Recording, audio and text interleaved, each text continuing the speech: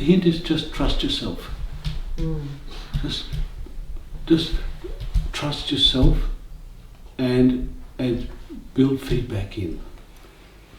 Well, one thing that's useful is to build reflective moments in your life. So whether it's in the evening or in the morning or whenever it starts to work, we're building patterns of reflection so that you just look at what's happened and then trust yourself and just look at what happens.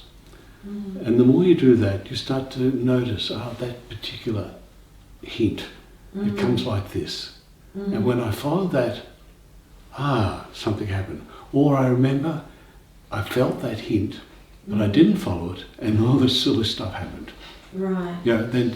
So it's about that building, it's iterative learning, constantly iteratively learning. And one key is to build in reflective spaces.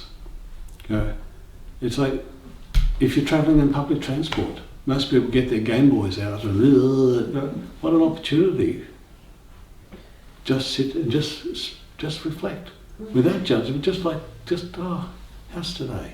Or late at night or in the morning, just building patterns of reflection and notice, because we've all had that experience, we go, wow, and just 2 minutes before I got the strong message not to do it, and I did it, and look what happened. We've all had those things, Or, wow, I got that hint, and I left the room, and look what happened to everyone.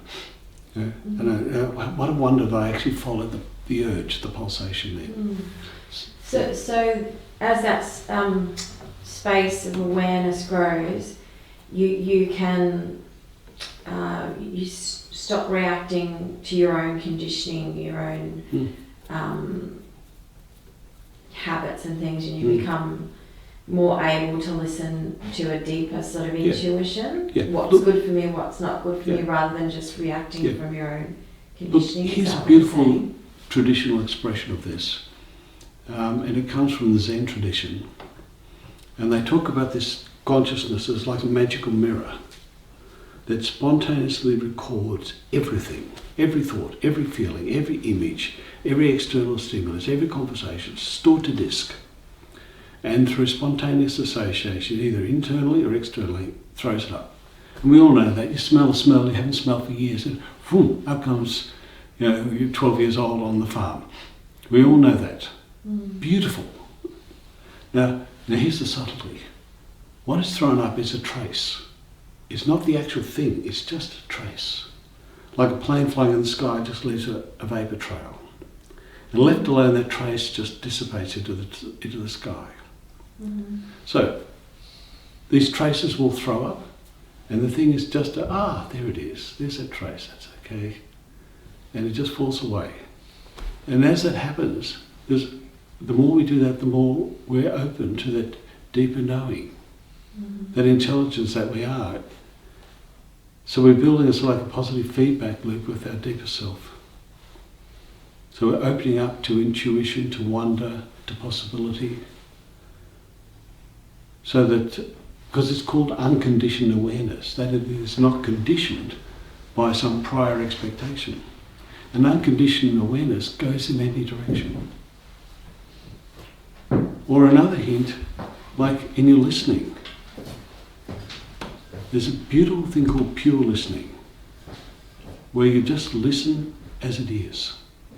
Rather, because there's negative listening where you listen from judgment. You hold an opinion, that's bullshit, that's crap, I know this, or this is, they don't know what they're talking about.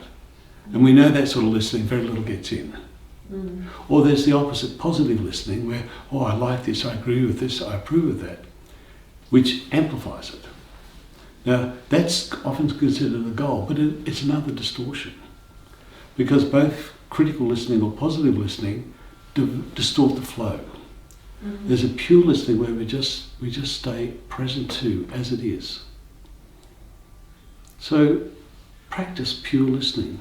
And every time you notice critical listening, stop that. Let go of that conditioned frame. Every time you're practicing positive listening, amping it up, there you go, there's that feel-good stuff, let it be. And just open up to pure listening. And there's deep learning. Or in your speaking. Speak authentically as you can. Practice being truthful and authentic and spontaneous. And you know when people are just speaking out of the heart, out of the moment. And you know when people are running a script. I used to, when I was working professionally, there was nothing more absurd than some consultant who'd been given a pack and they were reading off the lines and it was totally disconnected. They had no feeling for it. They had no deep knowledge of it. It was just word soup. And it didn't land anywhere. Because in speaking, content's almost irrelevant. It's the space which impacts. So just be present to your speaking. Just notice your speaking. When you're speaking out of the top of your head, stop it. Speak out of your heart. Speak generously. Speak spontaneously. Speak authentically. So and everything starts to change. And just building these reflective moments where you just